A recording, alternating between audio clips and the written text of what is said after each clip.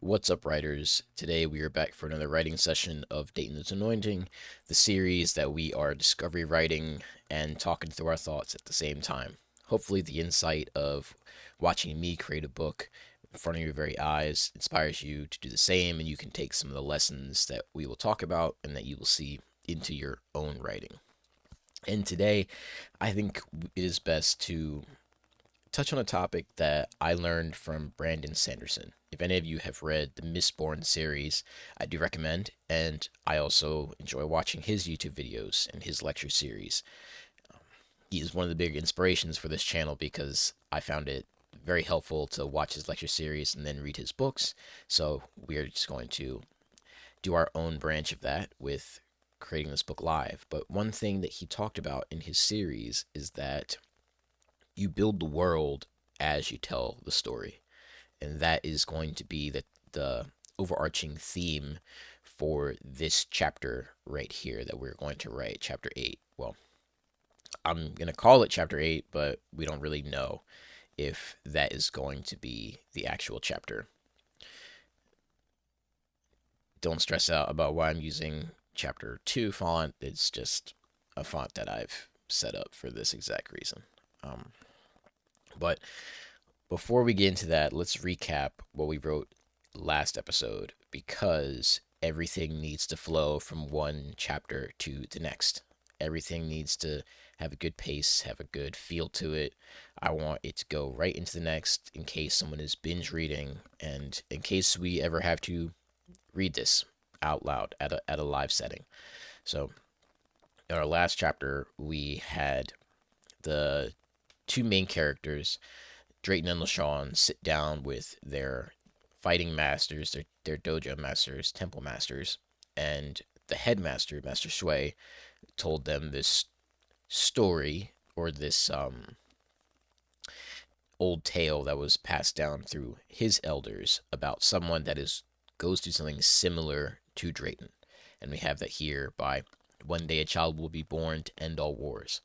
A walking calamity with scars stripping with scars was a walking calamity with scars striping his limbs. Belonging to no major faction, he will bring them all to their knees.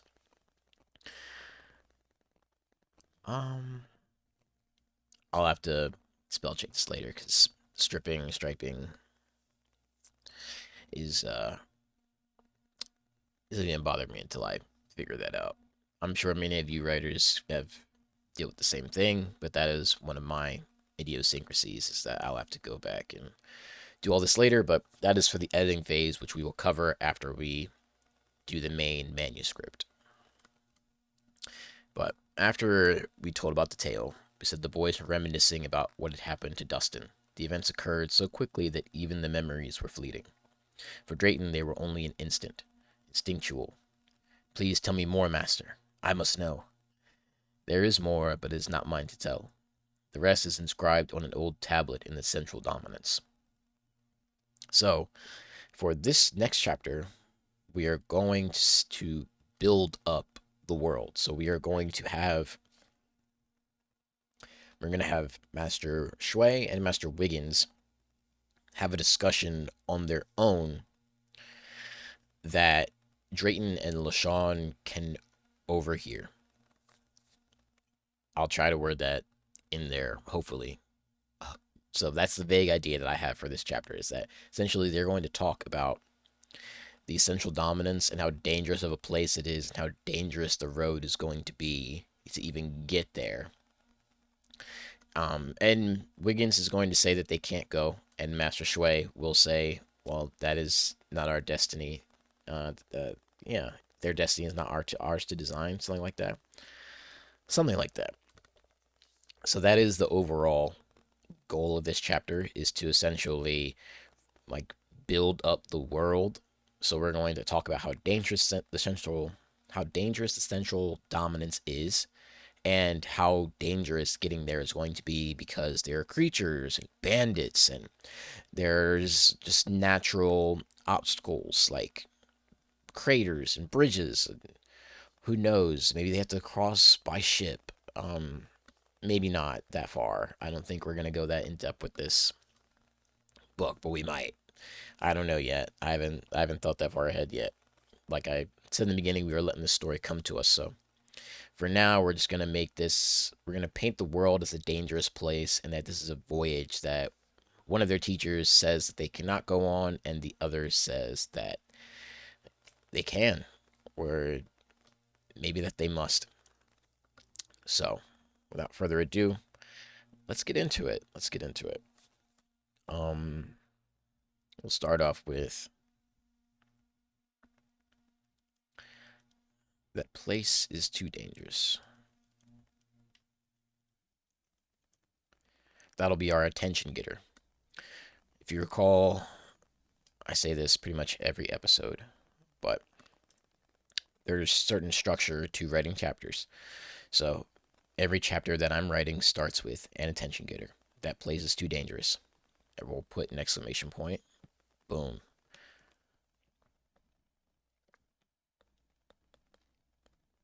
So just to reiterate, right? I said our attention getter for chapter 7 was sit down, boys, as I tell you the tale passed down by my forefathers. All right. So our attention getter is a command that we're going to tell the tale. Now, this one is this place is too dangerous. For chapter 6, it was, so that is what happened to my people, right? Then we have, said Drayton as he breathed deeply. So all of these are just little ways to get the audience to be like, to get engaged with the story. I'm not starting them off with narration. I'm trying not to, at least. Like, notice I started these with dialogue, dialogue, dialogue. And then this one, I have Master Wiggins was waiting outside the temple door, which is something that we foreshadowed in the previous chapter. And it says, with more concern than anger in his gaze, right? These are all just ways to draw people in. So every chapter is going to start with some form of attention getter, be it one line, be it a paragraph, some form of that, because that is what is going to engage our reader and get them to stay. Because we want our books to be read. We don't want them to just sit on a shelf. Excuse me. Yeah, we don't want them to sit on a shelf. We don't want them to be paperweights. We want the story to be digested. We want it to be read. We want it to we want people to think they understand it, at least. Like, I want to get the overall message across, but I also want to stir up a little bit of like debate. I want people to fall in love with certain characters. I want people to hate certain characters. So we want to give them the experience. We want there to be something to talk about during book club. So we're gonna just try to paint the picture and make this as interesting as possible. I don't want to create a book that I wouldn't read myself. So that place is too dangerous. Now we will paint the scenery just so we can give the reader context and things to imagine. Because a lot of reading is imagining the story based on the author's words. So we'll say that place is too dangerous. Night had begun to fall.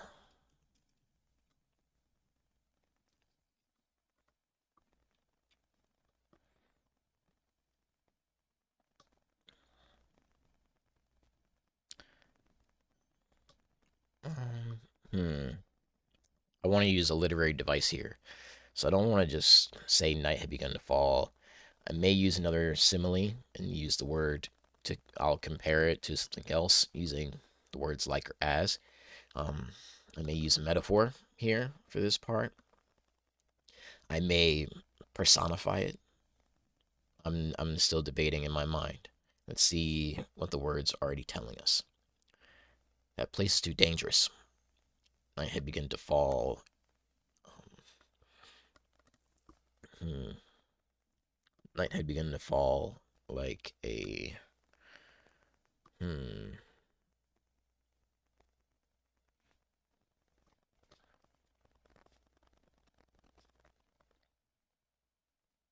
Night had begun to fall with both fear and excitement.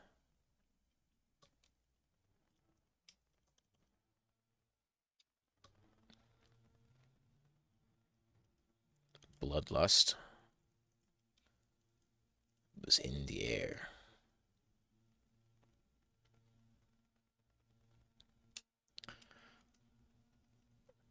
every creature outside the village. Let's see, every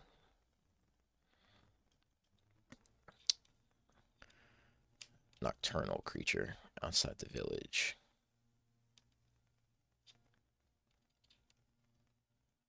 Stretching its limbs.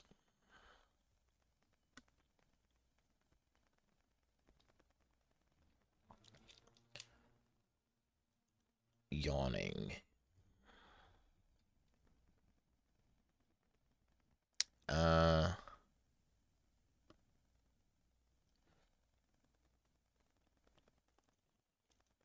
into moments of salivation.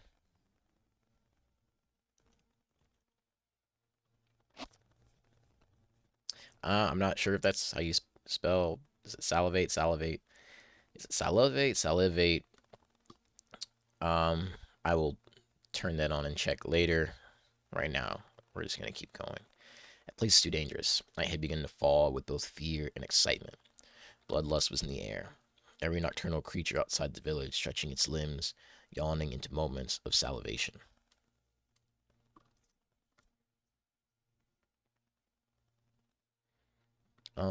Then we'll say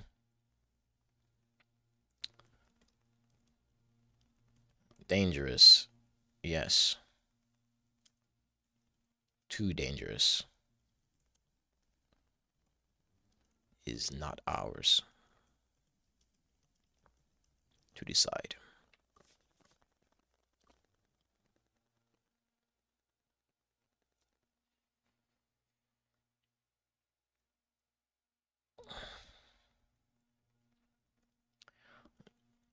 But they're only children.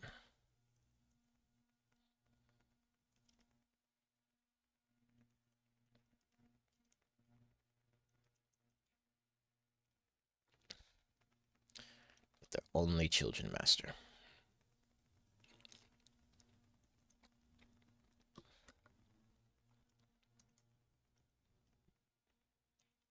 They're not like you and I, who have tasted the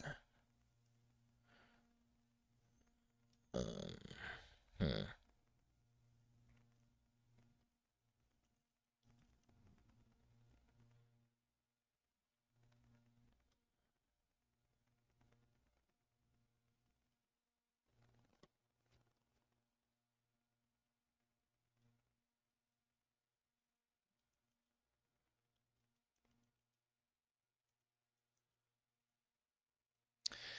who have tasted the flavors of death. We'll say yeah, they're not like us who have tasted the flavors of death during the war.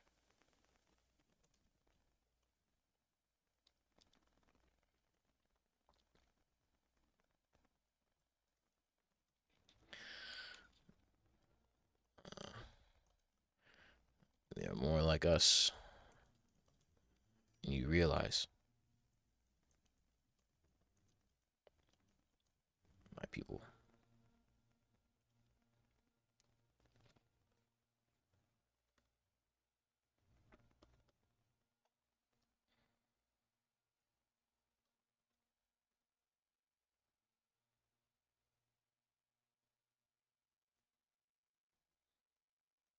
what battle have they overcome?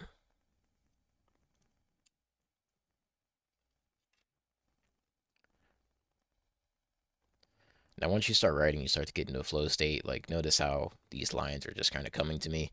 So, when you're writing your own books, the biggest thing that you can do that'll speed up your process will honestly be to practice getting into a flow state. I started out writing music and songs. So, a lot of my writing was by playing chords with my acoustic guitar and then letting the words come to me and clearing my head and just letting them flow in time, in rhythm. So that has been my practice, which helps me write these books today. Now, your practice can be different and probably will be depending on what it is that you'd like to do. So if you just are not inclined with an instrument, like you could, if you want to take the same route that I did with music, you can go on YouTube, find some beats, even some like lo-fi beats, and there's hours and hours and hours of that you can just listen to, and then just say the words that come to your mind, just like a free write. Like you just want to empty your head with words and don't think about what's gonna come out. Just let the words flow. You can also literally just do a free write and just sit down, put a timer on, and just write whatever pops in your head for 5 minutes, 10 minutes, however long you need. You don't have to use a timer at all if that's not what you want to do. But I would suggest practicing getting into a flow state because it will help you tremendously in terms of managing your time when you write. Like, I'm able to write these scenes relatively quickly. Each episode's been like 30, 40 minutes. So I know some authors where it takes them hours to get into a flow state. Like Brandon Sanderson is another example. It takes him, his writing sessions are like 4 hours long. But he also writes like 2,000 plus words a day, which we are obviously not doing. But you get what I'm saying. It takes, when when he shares his story, he says that it when he shares his story, he says that it takes him a clean like 92 hours, 90 minutes, 2 hours to get into good writing form, and that's why he also hates being interrupted. So I would suggest practicing getting into a flow state because it'll make managing your time a lot better. Even if it takes you a while, just having that little routine that you know helps you get into the writing state of mind will help you tremendously. So let's continue. They're only children, master. They're not like you and I who have tasted the flavors of death during the war. They are more like us than you realize, my people. What battle have they overcome?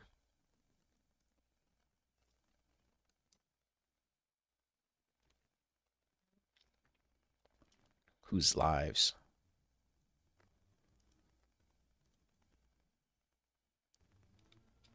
I won't say whose lives. I'll say how many. Because if they fought during a war, they probably don't know the names of how many lives. They probably don't know the names of the people or the other creatures or characters, so to say, that we're going to foreshadow or maybe talk about. They probably don't know their names because it's war and there isn't time to be collecting everybody's dog tags, so to say. So we'll just say,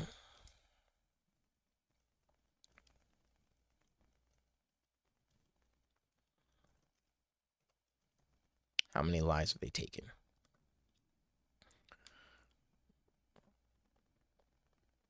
Hmm.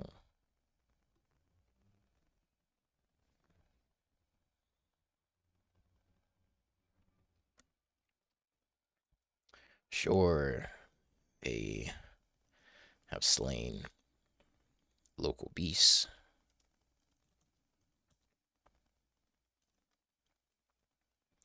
but what happens?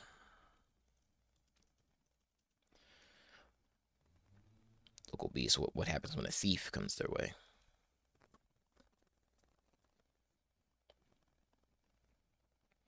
When a thief crosses their path?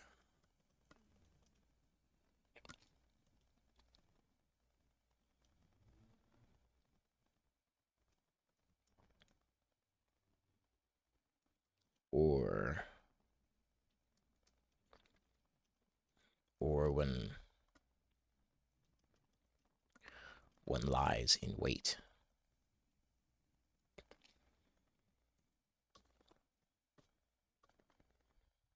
So I think honestly, because Master Wiggins is freaking out here, we'll say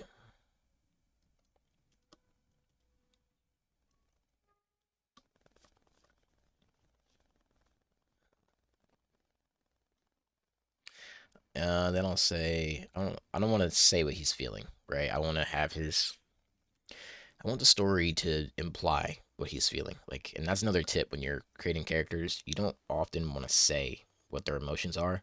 You want to give them attributes that lead the audience to believe that they are feeling those things. So we'll say Wiggins'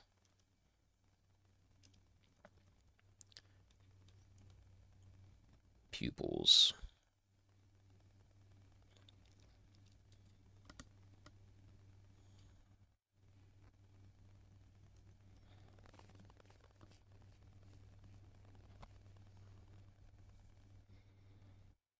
Well, actually, I won't. I won't say this. I won't say it like that. I want to put two of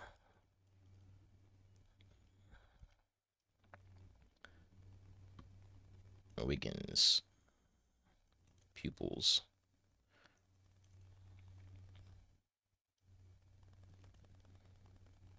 were dilated,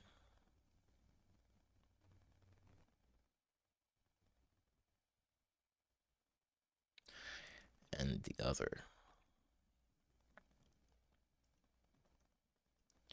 other two were listening in the room next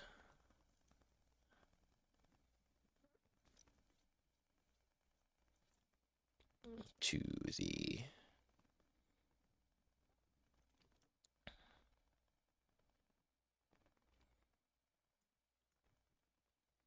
headmaster's office.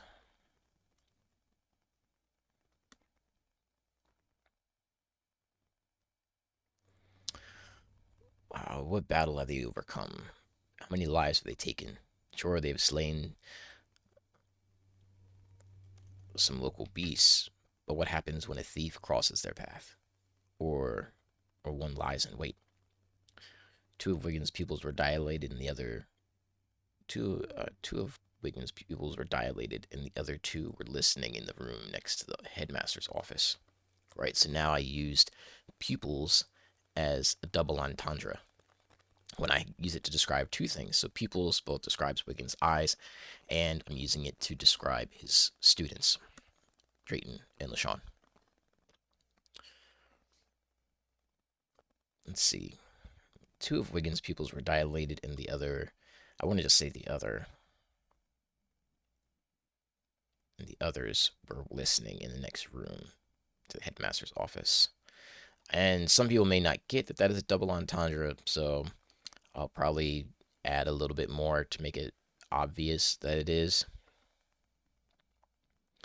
Because I know, already know some people are going to think, is pupils are waiting, we're listening. What? Like, that doesn't make any sense. So just to get people, I'm going to, since I'm not being extremely descriptive with everything, I'm going to kind of spoon feed people my use of the literary devices. This way, people can use context clues to figure out what it is that I'm saying.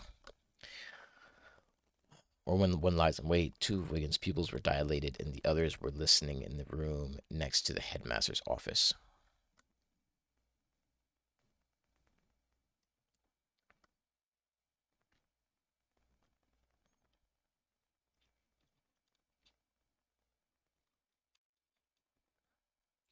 Uh,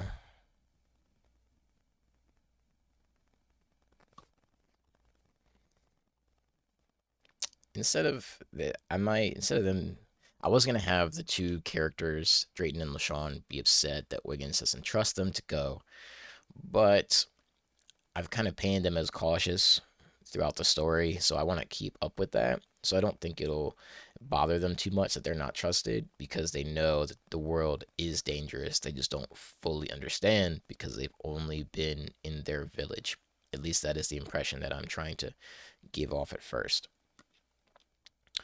Next room. I'll go with italics and I'll say it doesn't matter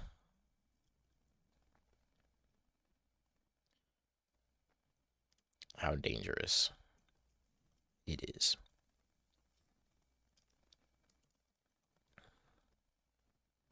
I must go.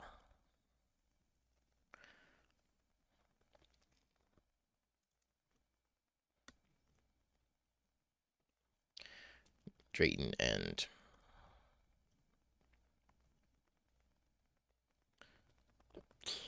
LaShawn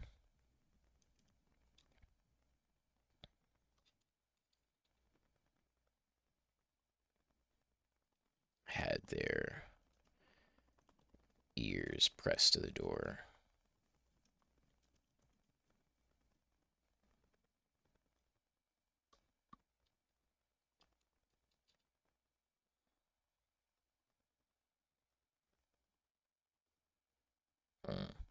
Drayton and LaShawn had their ears.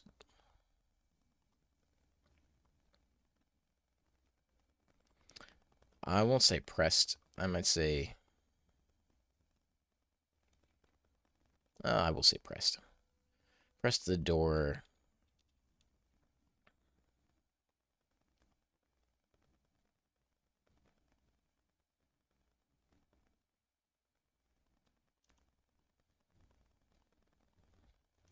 As if the pressure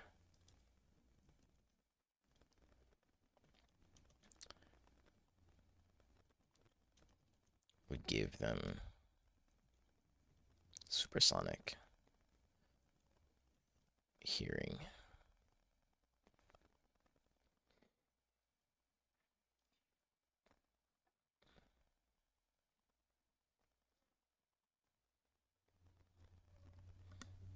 It doesn't matter how dangerous it is. I must go. Drayton and LaShawn had their ears pressed to the door as if the pressure would give them supersonic hearing.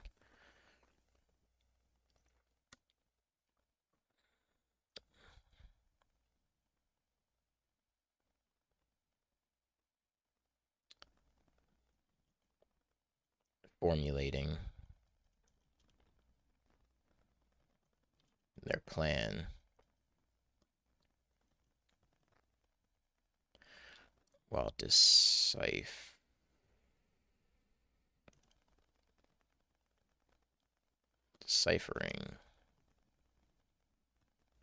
the muffled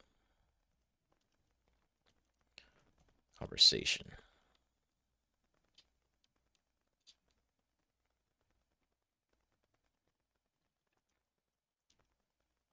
of their masters.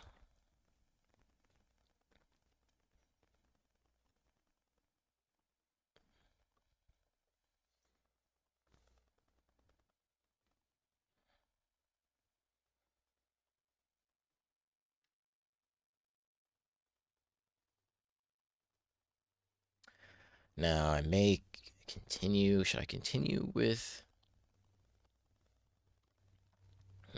I kind of want to either continue with Wiggins and Master Sway's conversation and then maybe break away into Drayton and LaShawn talking, or do I just have them break away right now? Because it would be a good spot for them to break away.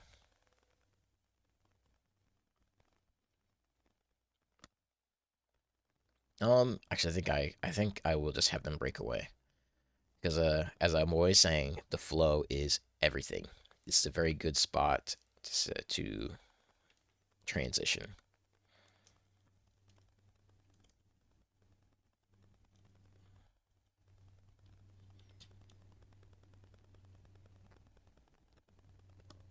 Mm, yeah.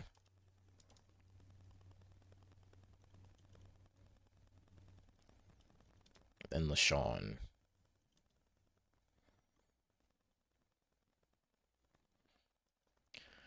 decoupled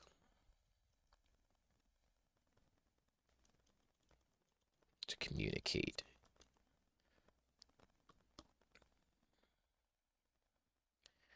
his decoupled to communicate his grievances. Yeah.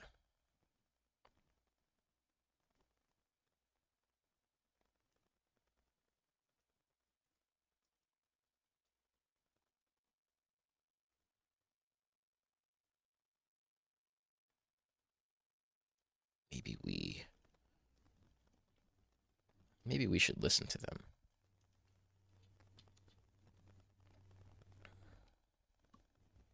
Maybe we should listen to Wiggins. Say.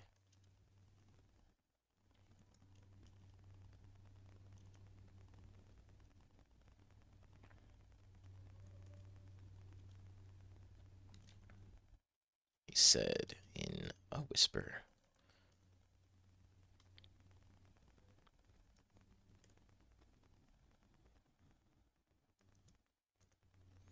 A little comedy in here. We've been listening to them both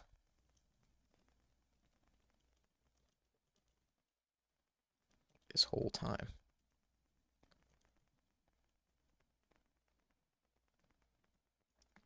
Replied Drayton in a hushed tone.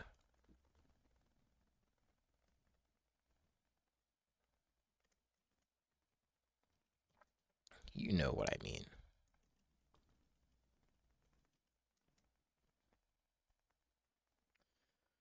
The path to the central dominance. Too many ends. And the path to central dominance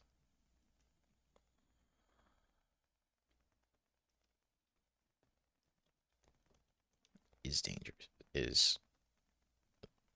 Maybe we'll say treacherous. I think I meant to relook up how to spell that. Right now, I need to get this done.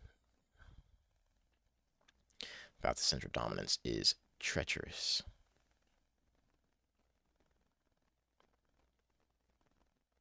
Well, I won't say the path is.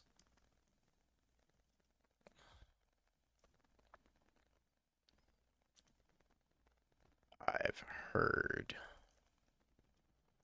the path to central dominance is treacherous.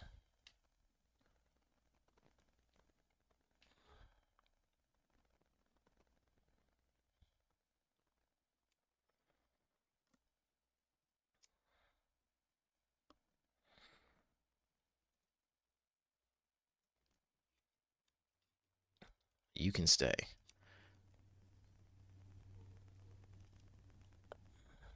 if you want.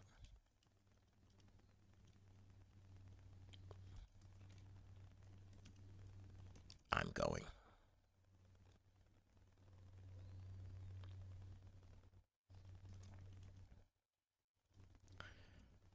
Drayton's body moved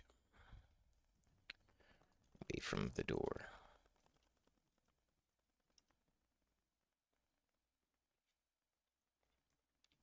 And out into the evening.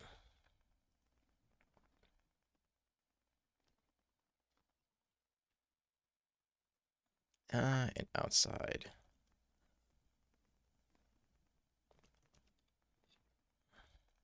the temple into the evening air.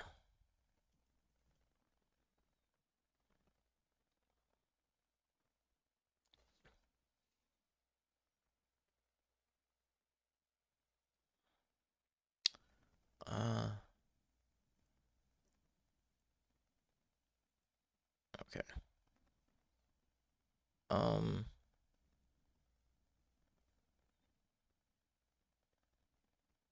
There we go. Just to keep my formatting consistent.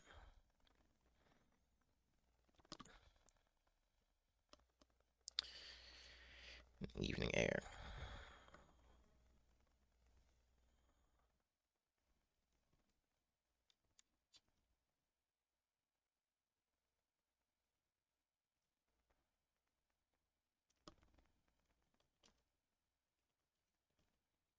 His his was light with hope of a new day. His was high with hope of discovery. Sean's. I keep misspelling this guy's name. Sean's was tense. Was tense with anticipation.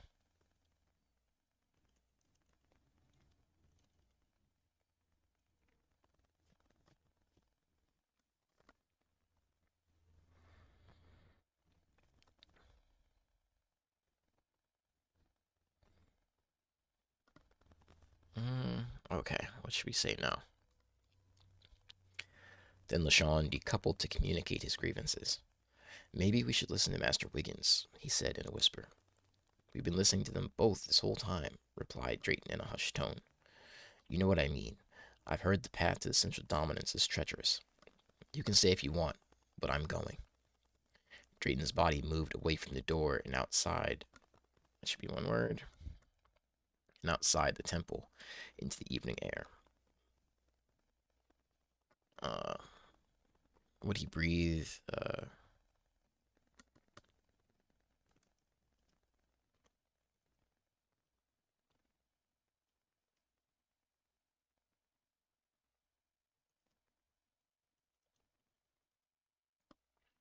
That's not how you spell breathe at all.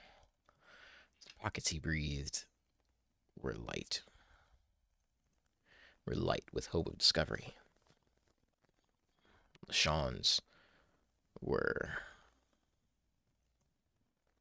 tense with anticipation. So we'll have these two. These are like you always have to have some counteraction in the dynamic between the characters. So Drayton is all for it, ready to go. LaShawn is more nervous, more cautious. Almost like that protective friend that knows better. Sean's were tense with anticipation.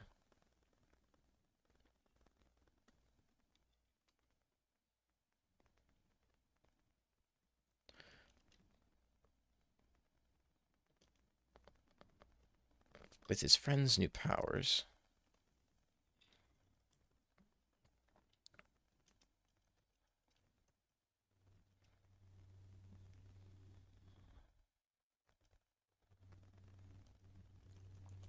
they could make the journey.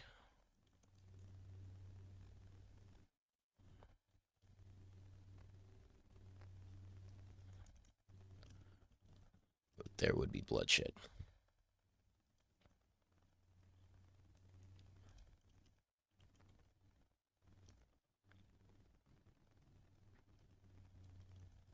But there would be bloodshed.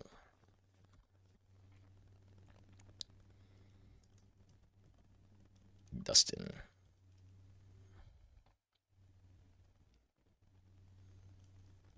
had already foreshadowed that much.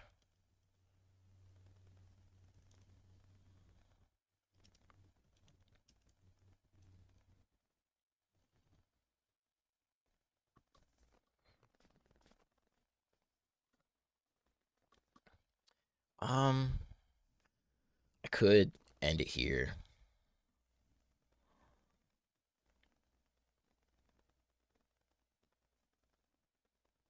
That is also, that might be too much of a cliffhanger. I don't think that fully resolves their conversation. Um, we've been listening to them both this whole time, replied Drayton in a hushed tone. You know what I mean. I've heard the path to the central dominance is treacherous. You can stay if you want. I'm going. Drayton's body moved away from the door and outside the temple into the evening air. The pockets he breathed were light with hope of discovery. Were light with hope of discovery. Were light with the hope of discovery. LaShawn's were tense with anticipation. With his friend's new powers, they could make the journey, but there would be bloodshed. Dustin had already foreshadowed that much. I honestly might just leave it here. Um, I could force a more resolution, but then I'm going to have to come up with another cliffhanger. And I feel like based on what we have now, I may just skip to them leaving the um leaving the village. And I might just I might start chapter 9 with I can't believe you convinced me to come with you. Something like that. Something like that. I'll have LaShawn be like, I can't believe you convinced me to come with you. And then that'll be them leaving the journey or just exited. Who knows? I may have Wiggins come in and follow them and be their escort. And honestly, I might. I might. But who knows what might happen to Wiggins? I mean, I've already killed off one character in this story, so maybe we'll have another one lose their life. Definitely before the journey is over. So we shall see. We shall see. But until next time, um, we will continue writing Drayton's Anointing. And if you want to see the other books that I have written, the link is down in the description. This way, you can see how I've grown as a writer and get some more context onto the stories that I typically write, as well as just get proof that I know what I'm talking about.